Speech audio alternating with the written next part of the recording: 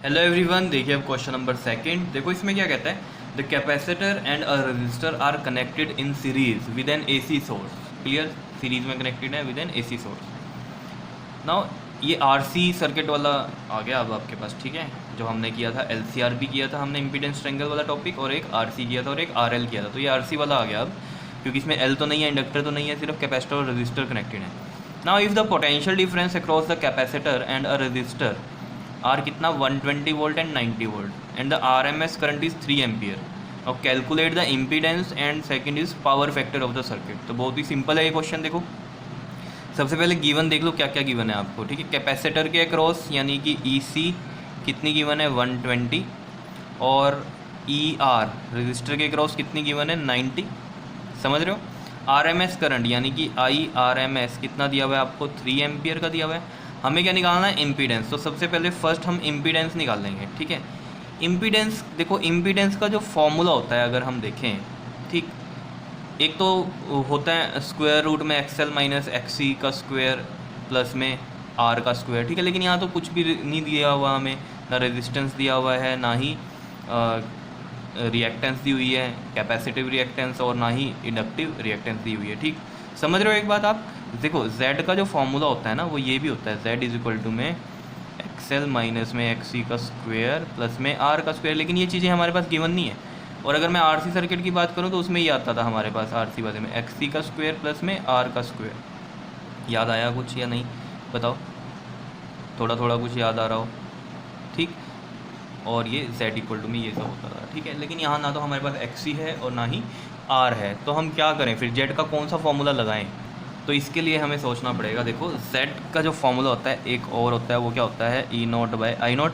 जैसे normal R क्या होता है, V बाई आई होता है ना, ठीक है, क्योंकि V इजकल टू में आई आर होता है, तो R की वैल्यू होती है V बाई आई। तो V बाई आई, V की जगह ई नोट है यहाँ, और I की जगह आई नोट हमने ले लिया था वहाँ पर, अगर याद हो आपको, जब Z बनाया था डेरिवेशन में LCR सर्किट में, वहाँ पर ध्यान होगा आपको, ठीक है।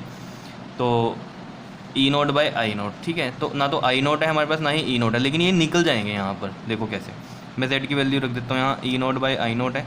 देखो ई नोट कैसे निकलता है हमारे पास, अगर मैं LCR वाली की ही बात कर लूँ, ठीक है। देखो LCR में जो होता है हमारे पास, जो फॉर्मूला होता है वो होता है ई एल माइनस में ई सी का स्क्वायर प्लस में ई आर का स्क्वायर। और अगर मैं आर सी की बात करता सिंपल, तो ई एल ना आता, सिंपल आता ई सी का स्क्वायर प्लस में ई आर का स्क्वायर, कोई दिक्कत नहीं थी, ठीक है। बस यहाँ पर अगर मैं LCR वाला ले रहा हूँ फॉर्मूला, तो EL को क्या ले लूँगा, 0 ले लूँगा, क्योंकि L है ही नहीं यहाँ पर। समझ रहे होंगे कहानी क्या कर रहे हैं, ठीक है। तो देखो अब यहाँ पर हम देखते हैं, ये तो हो गया EL 0, और EC कितना है हमारे पास 120 है। समझ रहे हो, ई नोट की वैल्यू निकाल रहे हैं, फिर आई नोट की निकाल देंगे, ठीक है। इसका स्क्वायर प्लस में ER कितना है 90 का स्क्वायर, ये सब आ रहा है, ठीक। तो यहाँ से ये चीज़ देखो, 0 तो कुछ भी नहीं है, माइनस 120 का स्क्वायर बचेगा इधर, ठीक, और प्लस में ये बचेगा 90 का स्क्वायर। माइनस 120 माइनस 120 कितना हो जाएगा, देखो माइनस 120 मल्टीप्लाई करो माइनस 120, माइनस माइनस प्लस, 12 12 कितनी होती हैं हमारे पास, बताओ ज़रा जल्दी से, 144, और 2 ज़ीरोज़ ये आ गई, ठीक। तो यानी कि ये प्लस का बना 14400, प्लस में 90 का स्क्वायर कितना होता है आपके पास 8100, ठीक है, कर लेना चाहिए। तो 8100, और ये आ गया 00415, 8 और 4 12, और ये आ गया आपके पास 2। क्लियर। तो ये बन गया देखो आपके पास 22500, ये बन गया ई नोट, ठीक है। अब ध्यान देना, इसका स्क्वायर रूट कैसे लें हम लोग, ठीक। देखो एक तो मेथड ये वाला भी पता है आपको, 22500 स्क्वायर रूट निकालने का, ये भी है एक मेथड, तो ठीक है, ये आता ही होगा आपको, 8 से करते आ रहे हो, 7 8 से, ठीक है। अगर थोड़ा और सोचो आप, तो आपको 225 ऐसे दिमाग में आ रहा होगा कि किसका ये होता है स्क्वायर, 15 का स्क्वायर होता है। 15 का स्क्वायर कितना होता है 225 होता है, तो यानी कि 225 का स्क्वायर रूट कितना हो जाएगा 15 हो जाएगा। समझ रहे हो ना बात को या नहीं। देखो 225 है ना, इसकी जगह मैं 15 का स्क्वायर रख दूँ, अगर तो स्क्वायर से रूट कर गया तो 15 हो गया, यानी कि 225 का स्क्वायर रूट।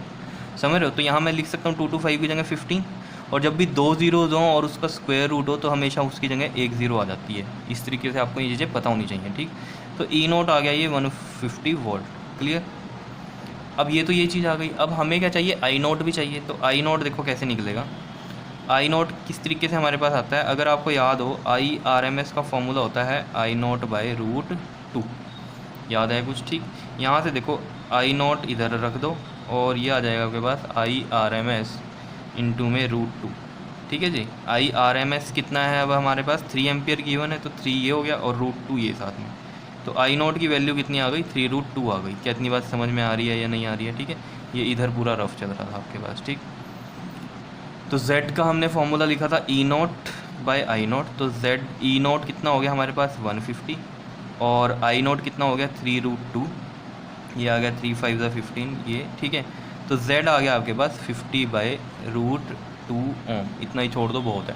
ठीक है, 50 अपॉन में √2। कितनी बात क्लियर है या नहीं है बता दो। थोड़ा और अगर इसको आप मॉडिफाइड करना चाहते हो तो इस तरीके से ज़रूर कर सकते हो। 50 है, √2 इधर है, √2 से ऊपर कर दो मल्टीप्लाई, √2 से नीचे कर दो, तो ये आ गया 50√2 और √2 कितना होता है 2, तो ये कितना लिख सकते हो आप 25√2 भी लिख सकते हो इसका आंसर।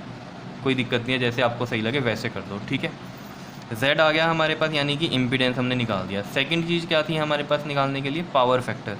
तो अगर आप देखो सेकंड पार्ट में पावर फैक्टर हमें निकालना है, तो पावर फैक्टर का जो फॉर्मूला होता है वो आपको पता है cos phi से हम लिखते हैं। cos phi का जो फॉर्मूला होता है वो होता है R/Z।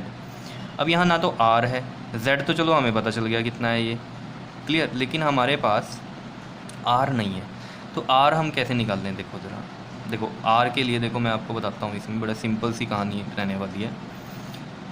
यहाँ पर निकाल देता हूँ, देखो इस साइड यहाँ पर। ठीक है, R इज़ इक्वल टू में, ये मैंने अभी अभी आपको बताया था क्या होता है V/I, और रेजिस्टेंस की बात हो रही है हमारे पास। ठीक है, तो रेजिस्टेंस और ये किस में लगे हुए हैं? सीरीज़ में लगे हुए हैं। तो सीरीज़ में आपको पता है वोल्टेज क्या होती है, जो हमारे पास सीरीज़ में डिफरेंट होती है लेकिन करंट सेम होता है।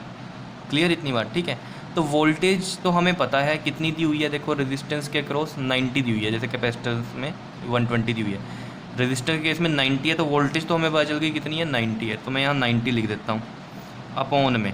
ठीक है, क्योंकि फॉर्मूला क्या बनाया मैंने इसका ER/I। क्लियर, अब ये I मैंने सिंपल क्यों लिख दिया ये, या मैं इसको I0 भी लिख सकता हूँ। अगर आपने LCR सर्किट वाला टॉपिक किया है तो मैंने वहाँ पर अगर याद हो आपको तो ER की वैल्यू रखी थी I0 इंटू में IR। याद आया कुछ या नहीं? ठीक है, और वैसे भी एक चीज़ समझो, ये सीरीज़ में है तो सीरीज़ में जो करंट होता है वो सेम रहता है। ठीक है, तो ये तो हमारे पास इसका रिजल्टेंट करंट था ये I0 वाला जो हमने माना था। कहाँ पर निकला था I0? ये निकला था 3√2। ठीक है, तो यहाँ पर मैं लिख सकता हूँ इसको 3√2, तो कितना आ गया ये 3 3 9, तो 30 हो गया ऊपर, तो R आ गया आपके पास कितना 30/√2।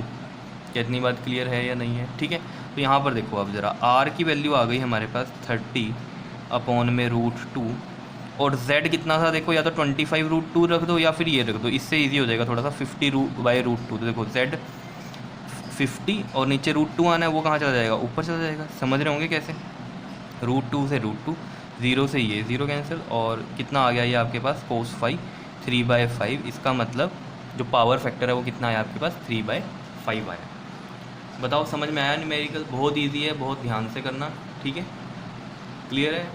तो इस तरीके से क्वेश्चन आपके पेपर में पूछे जा सकते हैं। ठीक है, चलो नेक्स्ट वीडियो में इसका थर्ड न्यूमेरिकल करेंगे। क्लियर? ओके जी, थैंक यू।